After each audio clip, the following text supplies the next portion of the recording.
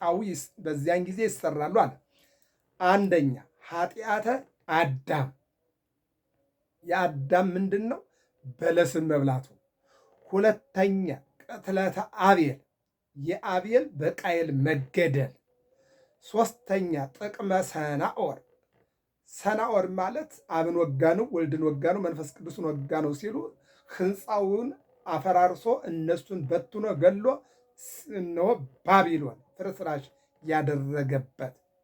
ኃጢአተ ሰዶም፣ ሰዶምና ገሞራ ወንድና ወንድ ሴትና ሴት እየተጋቡ እግዚአብሔርን ሲያሳዝኑ በእሳት ዲን የጨፈጨፈበት። ይህንን ነው የሚናገረው። ኃጢአተ ሰዶም ማለት ነው። ኃጢአተ እስራኤል፣ ኃጢአተ እስራኤል ማለት ጥጃ እያመለኩ ለጥጃ እየሰዉ እየተንበረከኩ ሙሴ መጥቶ እነሆ አንድ ጊዜ ያለቁትን የሚናገር ነው። ይህን ይናገራል። ቅትለተ ዘካርያስ፣ ቅትለተ ዘካርያስ ማለት እነሆ የዘካርያስ መሞትና የዘካርያስ ሞት የዚያ የካህኑ የነቢዩ የዮሐንስ መጥምቅ አባት አይደለም፣ የነቢዩ ዘካርያስ ትንቢተ ዘካርያስን የጻፈው የዘካርያስ ሞት፣ የእሱን ሞት ነው የሚናገረው። ይቀጥልና ደግሞ ሞተ ወልደ እግዚአብሔር፣ የድንግል ማርያም ልጅ የኢየሱስ ክርስቶስ በመስቀል ላይ ተሰቅሎ በ5 ምስማር ተቸንክሮ በአንድ ጦር ተወግቶ ኮምጣጤ ጠጥቶ 6666 ግርፋት ተገርፎ ምራቅ ተተፍቶበት አምላክ አይደለህም ተብሎ ይልቁንም ደግሞ እነሆ ስጋውን ቆርሶ ደሙን አፍሶ እናቱ ቀና ብላ ማየት እስኪሳናት ድረስ ያሳለፈው መከራ ስቅለተ ወልደ እግዚአብሔር ብሎ ያመጣዋል። በሌላ መልኩ በቤተ ክርስቲያናችን አስተምሮ 7ቱ አህጉር ያመለክታል። 7ቱ አህጉር የሚባሉት ደግሞ 7ቱ አህጉርን ያመለክታል። ፋርስ፣ ባቢሎን፣ ጽር፣ ይልቁንም ደግሞ ሜዶን፣ ግብፅ፣ ሮም፣ ኢየሩሳሌም እነዚህን ያመለክታል ብሎ ትርጓሜያችን ያመጣዋል። ወይመስል ውእቱ አርዌ ነምር፣ ነብር ይመስላል አለ። አካሉ ቆቅኛም ነው። አንድም ነብር ዕለቱን አርዶ አይበላም፣ አሰንብቶ አሽትቶ አትልቶ ይበላል። እሱም ኑሮ ኑሮ መንግሥተ ፋርስን እጅ ያደረገ ኃይል አንድም ያነግሱ ወይም ደግሞ ያነስሁ እኔ ነኝ ይላል። አንድም 3 ጊዜ መላልሶ የወጋ መንግሥተ ናቡከደነፆር የኔ ነው ይላል። አንድም ያነግስሁ እኔ ነኝ ይላል። ራሱም በራሱ እያነገሰ ንጉሥ ነኝ እያለ ያሳስታል የሚለውን ይተረጉማል ማለት ነው። በሌላ መልኩ እዚሁ ላይ የምናየው ምንድን ነው? ወእገሪሁ ከመድብ ይላል። ወእገሪሁ ከመድብ ምን ማለት ነው? ድብ እንግዲህ እንደሚታወቀው እግሩ በጣም ወፍራም ነው እና እግሮቹ ደግሞ የእሱን እግር ይመስላል ይላል። ምን ማለት ነው? እግሩም እንደ ድብ አንበሳ ይመስላል አለ። ወለፎ ነው። ድብ አንበሳ፣ ግስላ፣ ጅብ፣ ተኩላ ነው። ድብ ትውልዱ ከአንበሳ ከጅብ ነው። ከጽር እና ከሜዶን የሚወለድ መንግሥተ ዳርዮስ የኔ ነው ይላል። አንድም ያነግስሁ እኔ ነኝ ይላል። ወአፍሁ ከመ አንበሳ፣ አፉም እንደ አንበሳ ነው አለ። ይመስላል ለበናም ነው። አንድም አንበሳ ዕለቱን አርዶ ስጋውን በልቶ ደሙን ጠጥቶ ይሄዳል። አንድ ጊዜ ይወጋል። መንግሥተ ስልምናሶር ነው የእኔ ነው ይላል። አንድም ያነግስሁ እኔ ነኝ ይላል። አንድም መንግሥተ ባቢሎንን እጅ ያደርጋል ይለዋል። ወሃቦ ዝክቱ አርዌ ቀዳማዊ ኃይሉ፣ ዝክቱ አርዌ ዲያብሎስ ነው ኃይሉን ሰጠው። ወመንበሮ ኃይል ኑሮት ጌትነት የሌለው አለና ጌትነቱን ሰጠው ይላል። ወእበየ ስልጣኑ ጌትነት ኑሮት ገናናነት የሌለው አለና ገናናነቱን ሰጠው ይላል። ወአሐቲ እምነ አርስቲሁ እንተ ረግዘት በሞት ወቁስለ ሞቱስ ሐይወ፣ ከ7ቱ አርስት አንዲቱ በሞት አወጋግ የተወጋጅ ናት። ቁስሉም ዳነ። አንድም ከሰባቱ አርስት ኃጣው አንዲቱ ኃጢአት አዳም በሞተ ወልደ እግዚአብሔር ጠፍታ ትኖራለች፣ በሱ ጊዜ ትሰራለች፣ አምላክ ነኝ ይላል ማለት ነው። አንድም ከሰባቱ አይጉር አንዲቱ ኢየሩሳሌም ጠፍታ ትኖራለች፣ በሱ ጊዜ ትቀናለች፣ ሰው ሁሉ ያምንባታል። ሐሳዌ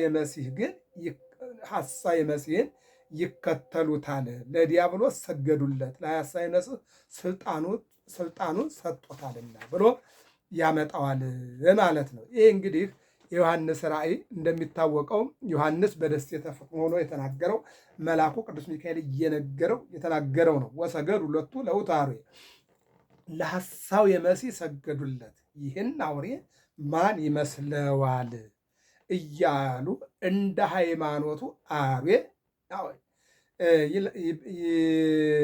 ይልባቸዋል እንጂ እነሱስ አምላክነ ይነግስ ይሉታል ይላል።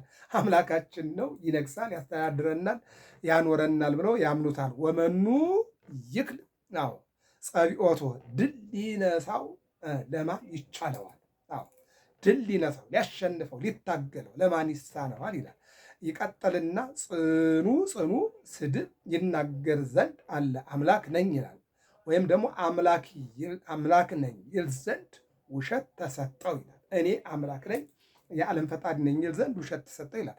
3 ዓመት ከመንፈቅ የወደደውን የምትሃት ታምራት ያደርግ ዘንድ ስልጣን ተሰጠው ይላል።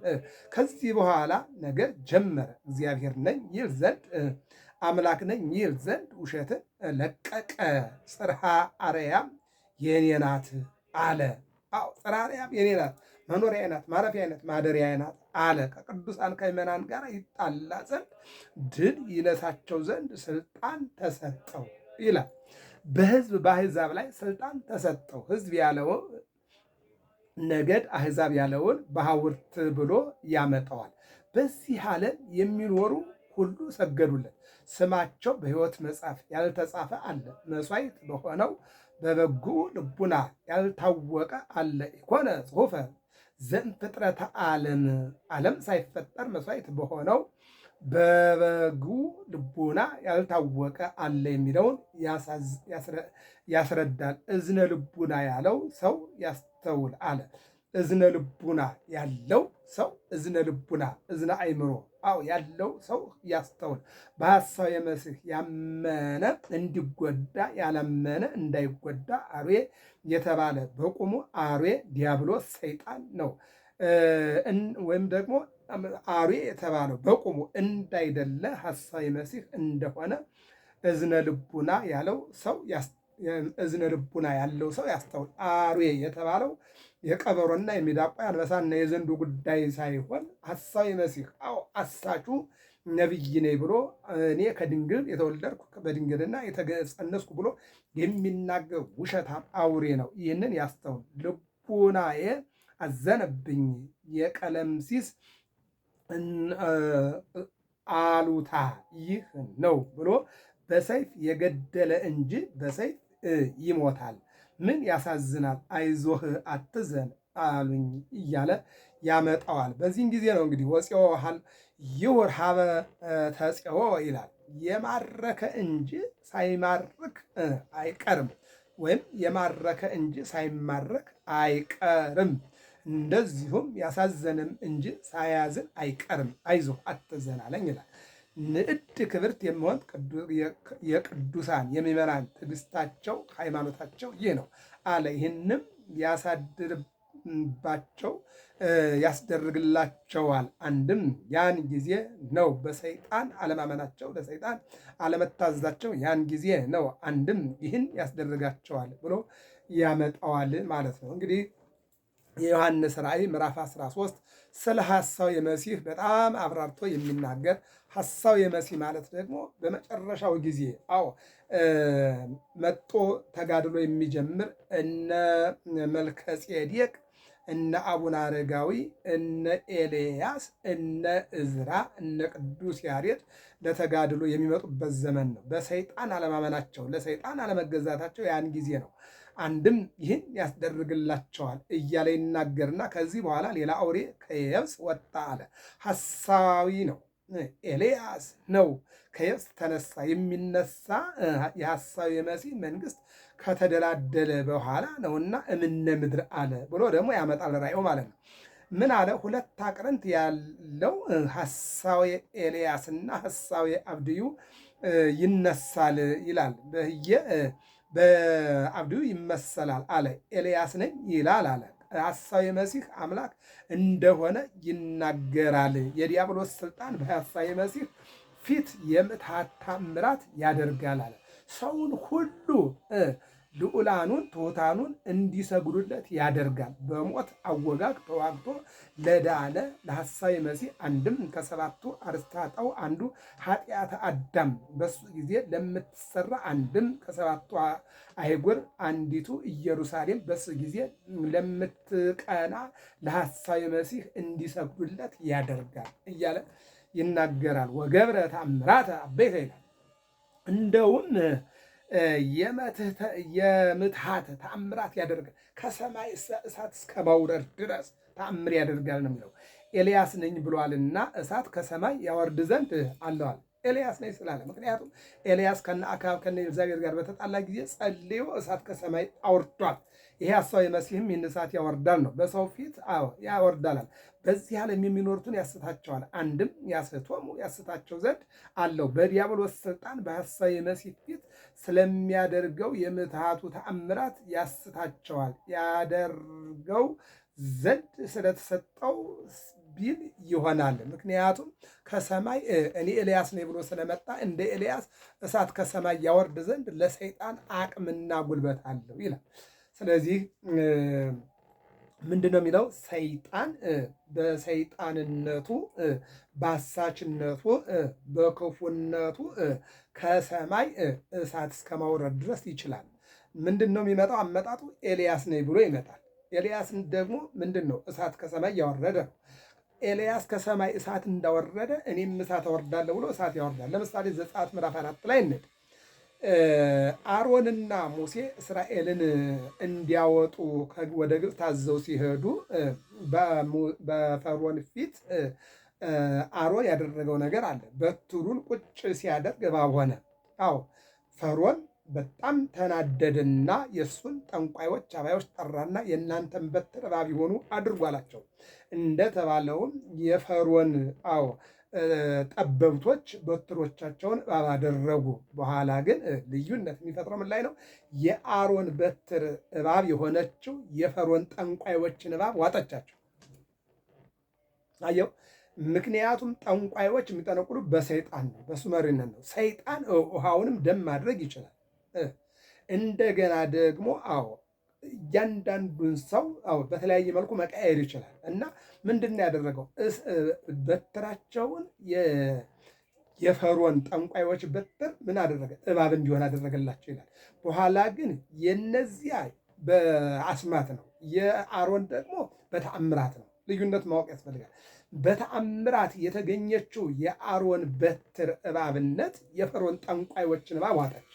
ለምሳሌ እንውሰድ። ጌታ በተአምራት ቶማስን እጅህን አስገባ አለው። እጁን አስገባ። ሲያወጣው እጁ ጉንዱሽ አለ። መልሰው አለው። ሲመለስ እጁ ተመለሰ።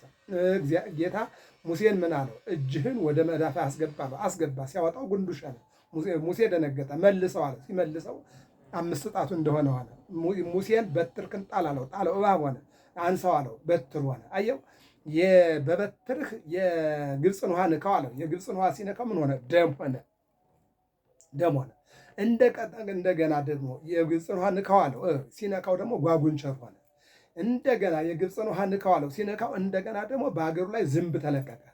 እንደገና ደግሞ ውሃውን ንካው አለው። ምን አደረገ? በሀገሩ ላይ ቅማል ተለቀቀ።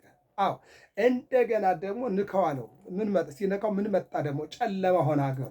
እንደገና ንካው አለው። እንደገና ሲነካው ደግሞ በሀገሩ ላይ በሽታ መጣና ደግሞ እንስሳቱን እንዳለ ጠቅላላ ጠረገና ገደለው።